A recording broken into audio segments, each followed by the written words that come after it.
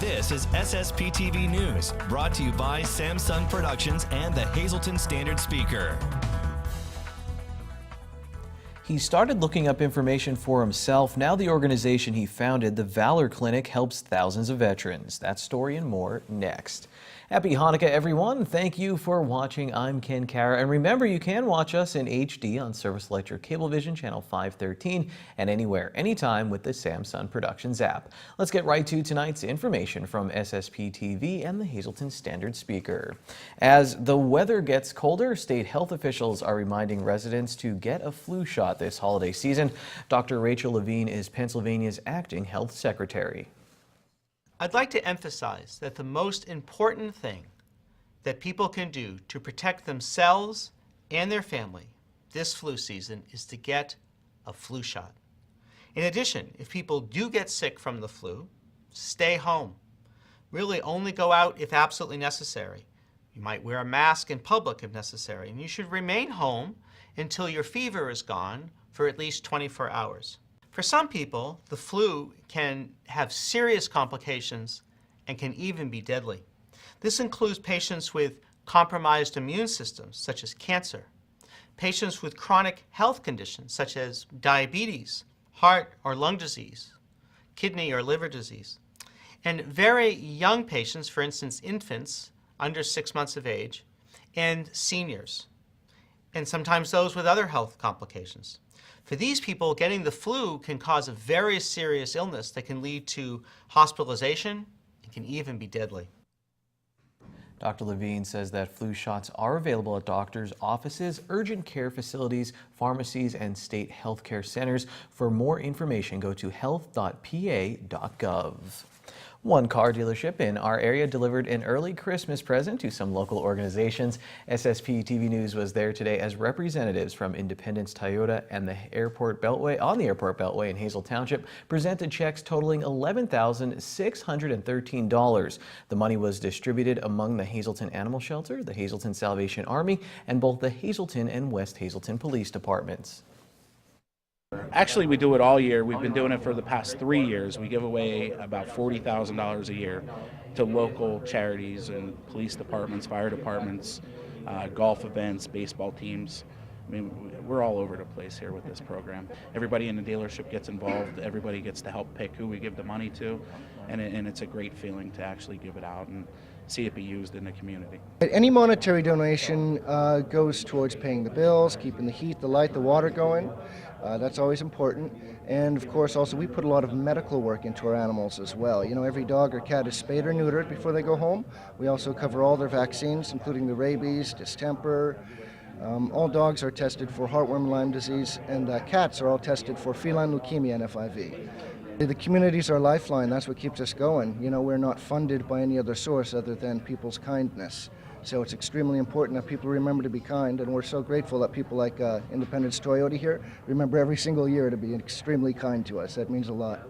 It's a very important thing to us, and it's great that Independence Toyota was willing to donate the money to us, because otherwise I'm not sure what we do. You know, here we are at the end of the year.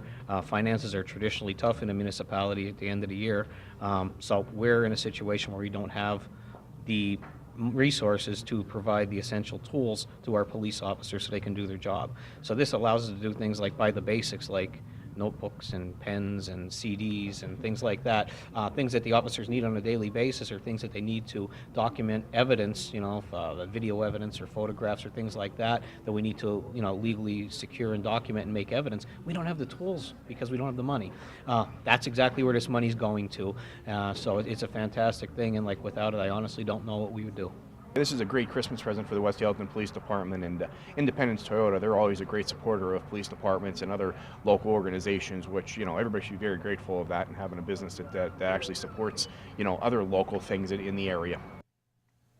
For more information on Independence Toyota, stop in or call them at 570-453-4141. If you stop by the Laurel Mall, you'll see a bin to place donations for the Valor Clinic Foundation. Tonight we take a closer look at what the organization is and what it does for those in need.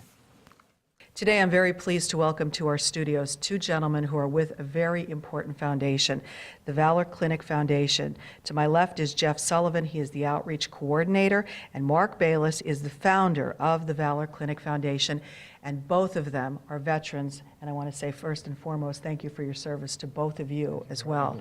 Mark, I was not aware of what the Valor Clinic Foundation was, and now that we've talked, I am so impressed by what you do. For people out there who don't know, please give them a little synopsis of the many things you do. We have four main programs. We primarily deal with veterans. That's our main focus. We try to help with the War to Peace readjustment as a collective impact agency.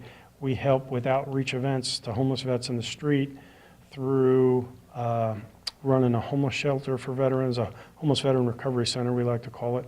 We have a War to Peace readjustment program we call Veterans Unstoppable. When veterans graduate from our facility that stay at our homeless veteran recovery center, we have a household goods program, we call it, where we furnish their apartments and set them up with dishes and things, because a homeless vet that lives under a bridge and you bring them to your recovery center still has, when they leave, what they had when you brought them there for most cases. And so we try to set them up for success and living a normal life.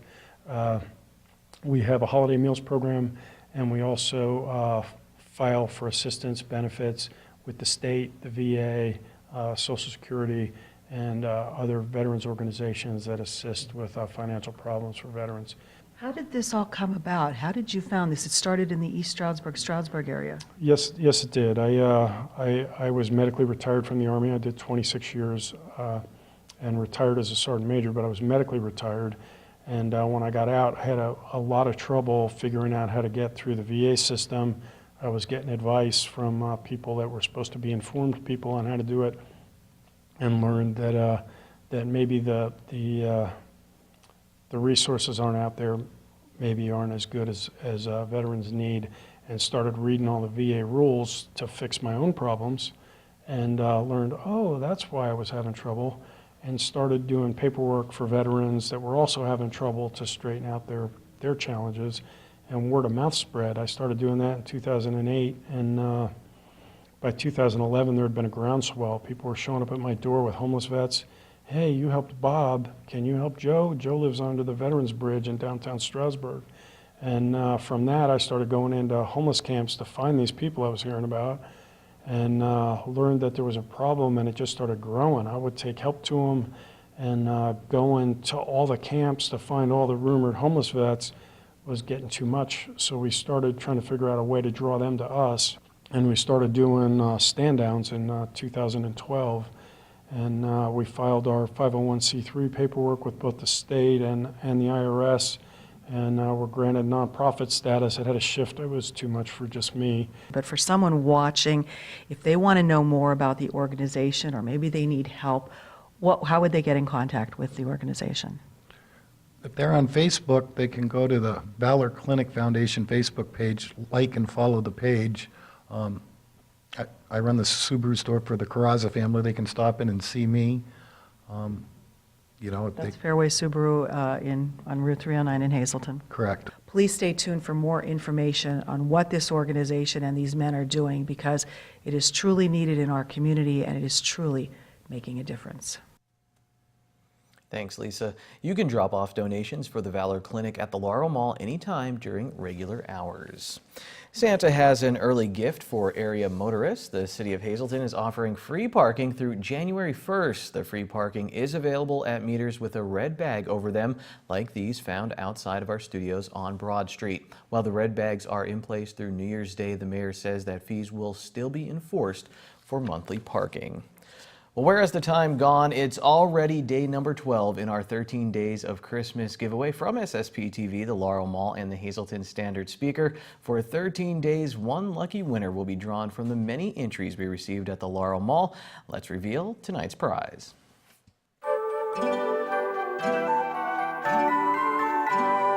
On the 12th day of Christmas, SSPTV gave to me a $50 gift certificate from Edgewood. And our winner tonight is Bernadette Montone of Hazleton. Congratulations, Bernadette. We'll get in touch with you. Tomorrow marks our 13th and final giveaway. Good luck to everyone who entered. Coming up next, we'll hit the outdoors with Standard Speaker reporter Kent Jackson, then get the weather forecast, and finally stop for a bite to eat at Frankie's Pizzeria and Restaurant. Sound like a plan for everyone? And later, our John Eric Poli talks to Joe Madden and Mike Dicka about sports and, yes, Saturday Night Live. This is SSP TV News, your place for 24 hours of your hometown news and information.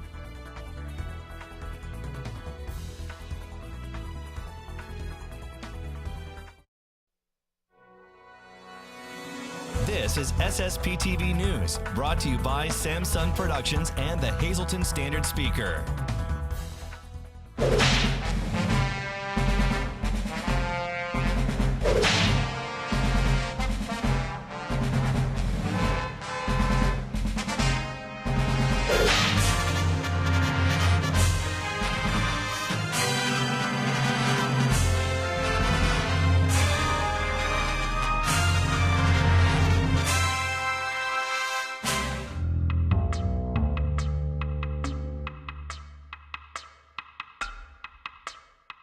It was a setting for a crime scene investigator. On one of the fairways near the top of a hill, I saw a raccoon sitting as if studying the scene at the Valley Country Club. Probably it had been dead since the night. Looking at the snow gave me some idea of what happened. There was blood, but so little that I didn't notice the red specks on my first lap past on my skis. I did see the blood on the snow during my second lap when I stopped to take some pictures. Although I see deer in the area, and a deer ran away from me later when I was skiing back to my car that day, I doubt that a bear or other predators run across the golf course. In the tracks or the patterns in the snow, I didn't recognize that any other animal had approached the raccoon. I might have missed those, however. I'm a non-tracker. The marks instead showed the snow had been disturbed in a nearly circular area. A patch of grass was exposed as if a chunk of snow had been lifted up during a disturbance. And the tracks led from that patch in the grass to the raccoon's final stop, as if it had walked a few steps, curled up, and never moved again. Perhaps a hawk or owl swooped down on the raccoon, but if a bird of prey did strike, why did it leave the raccoon behind?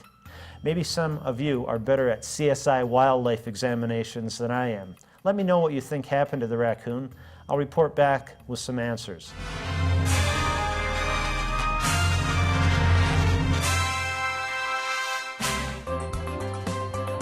Time now for weather on SSPTV News.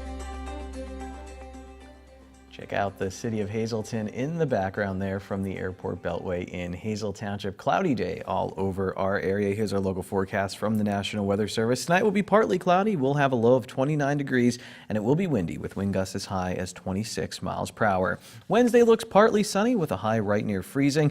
And then on Wednesday night, partly cloudy with a low of 19. I guess the high is right at freezing. And then on Thursday, mostly sunny with a high near 33 degrees. Thursday night will be mostly cloudy, low in the mid-20s. Friday, mostly cloudy with a high of 44 at night. Expect some rain, 60% chance of precipitation, low of 38 degrees. Saturday, showers likely, 60% chance, again high of 50 though. And then Saturday night, mostly cloudy with a low of 30 degrees. Hey guys, we want you to savor the flavor here at Frankie's. I'm in downtown Hazleton on Wyoming Street with Lauren Sacco, one of the owners, and we have some great opportunities for this holiday season, don't we? Yes, this season our theme is pretty much savor the flavor. We want you, when you're home and you're local, to be eating local, tasting local, and remember good things like chicken pastine that you grew up on all these years, and then you head away to college or you move out of town, and when you come back, we want you in here. The nice thing is you can get all of your homemade goods here at Frankie's, and then you just take them out of the containers and you can just seal them like they're your own recipes. Yes, you can. From cookie trays to cannoli trays to homemade biscotti. We do that whole dessert line. We also do meatballs by the tray, pasta by the tray. We can do your Christmas Eve and Christmas Day dinner from start to finish. And if you'd like, you can take it out and retray it and do it as if you were doing it yourself. Very good. Well, there you go. I just saved my mom some work. She could come here and get all of her goodies. So you actually also give a lot back to this community around the holiday season? Yes, we have a couple things going on. We're actually doing Cold Hands, Warm Hearts for the Madden and Parlator family, and we're doing a toy drive for Gifts from Above with the Zabataki family on 15th Street with Iron Hog Custom Cycles. If you bring a toy or hats, gloves, coats, scarves in for that, you get a 20% off coupon to spend here at Frankie's, and you also get entered in for dinner for two for our Italian night. I love it. So come on down to Frankie's. You've been around for 20 years? We just celebrated 21 a couple days ago. All right, see, I pay attention. And join us each week right here on SSPTV News. We'll have some specials brought to you by Frankie's Pizzeria. Thanks, Janine. Here's your midday winning lottery numbers before we hit our break. Pick 2, 27, pick 3, 437, pick 4, 3839, pick 5, 79293. The wild number is 4. We'll take you to Around the Horn with Joe Madden featuring Mike Dicka in sports next.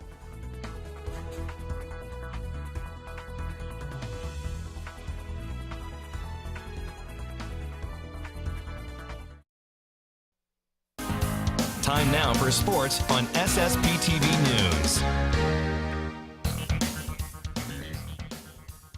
Two guys from Pennsylvania are now two of the biggest names in Chicago sports. Mike Dicka and Joe Madden could really draw a crowd anywhere, but both of them chose to be in the Hazleton area recently to help raise money for Madden's Respect 90 Foundation and the Hazleton Integration Project. Our John Eric Polai has the story.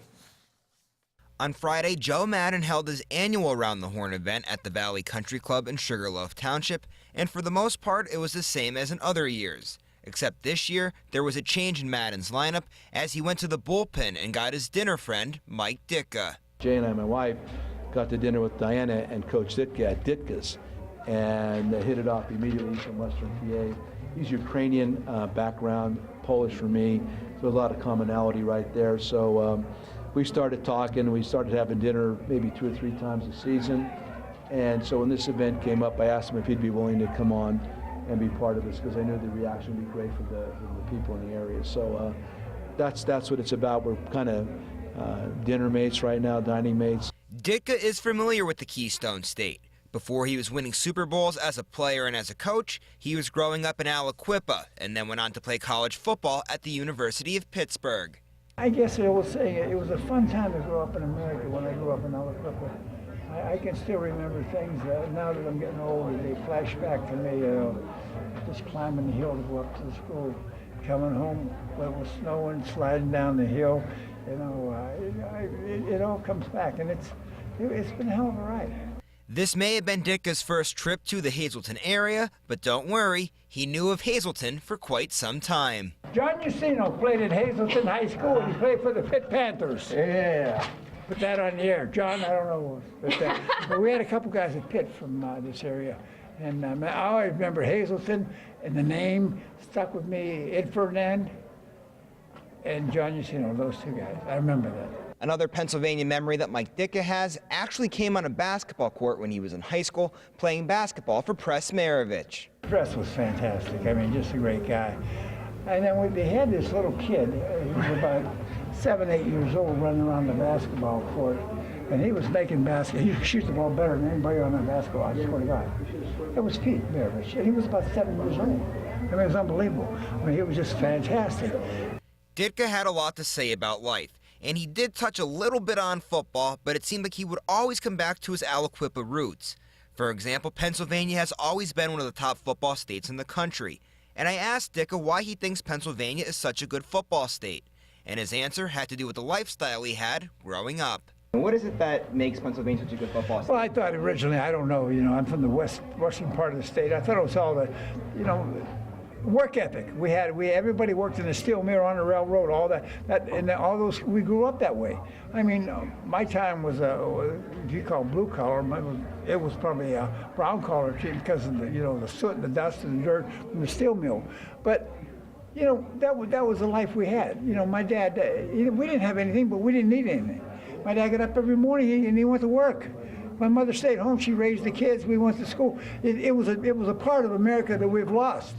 And we ought to get it back.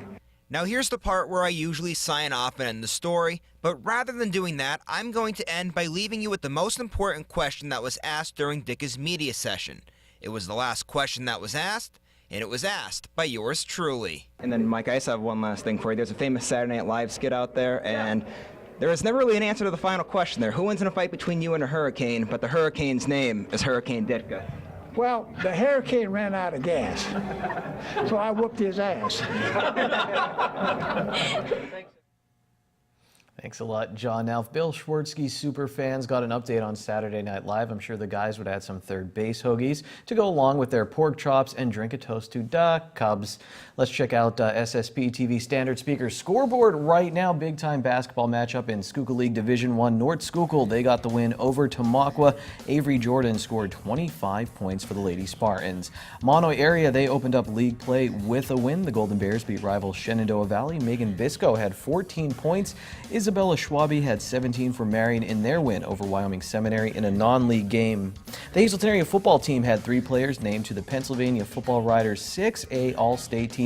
Senior linebacker Adrian Otero, junior defensive back David Smith, and junior quarterback Sparky Wolk made the team as an athlete. We'll hear more about this story later in the week on SSPTV and about Otero's commitment to play at the University of Maine next season. In field hockey, Kelsey Resnick of Drums was named second-team All-American by the National Field Hockey Coaches Association. Resnick plays for Wyoming Seminary. She plans on playing field hockey at Duke University. Well, that's all I got right now. Let's do the social report so we can get back and do the holiday fun fact. Good evening, everyone. Here's today's Talk of the Town. We'll kick off today's social report with the Fitness Center at Health and Wellness Center in Hazelton hosting a hands-only CPR class for anyone over the age of 10. This event will be on Wednesday, December 20th at 5:30 p.m. For more information, you can call the number on your screen. On Wednesday, December 20th, head to the Laura Mall in Center Court from 5 to 7 p.m. to enter the Holy Family Academy raffle to support the 8th grade class. If you enter the raffle, you have a chance to win up to $1,500 in prizes. And finally for today, if you're a fan of Polish food, well then this is an event for you. The second annual New Year's Eve Kielbasi and Pierogi Drop is scheduled for 7 p.m. on December 31st at the American Legion Memorial Garden in Shenandoah. For more information on this event, you can call 570-462-2060. And that's today's Talk of the Town. SSPTV News would like to send our sincere condolences to the family and friends of these recently departed. Neil Salvador Rick of New Orleans, Louisiana. A burial was held on November 7th at the Louisiana National Cemetery. A mass will be held at a later date at Holy Annunciation Parish. Samantha Mae Smith of Larksville. Services will be private under the Harmon Funeral Home in Drums. And John J. Yakobic of Harley. Funeral is Wednesday at 10 a.m. at St. John's Byzantine Catholic Church. The Frank J. Bodden Funeral Home in Hazelton is in charge of the arrangements. Attention pay-per-view subscribers, if you see your name now on SSPTV News, you can call in and win a free movie from Service Electric Cablevision. Today's winner is Clint Cooper of Ashland. Call now at 570-455-7267 extension 104 for your free movie. We end tonight with another fun holiday fact. According to the fact file, tinsel dates back to the year 1610 in Germany and was originally made of real silver. If you have a fun holiday fact, email them to Lisa at ssptv.com. We'll be back. It's the last night of the 13 days of Christmas tomorrow. Until then, take it easy, everyone. Watch us online anytime at ssptv.com and follow us on Facebook and Twitter.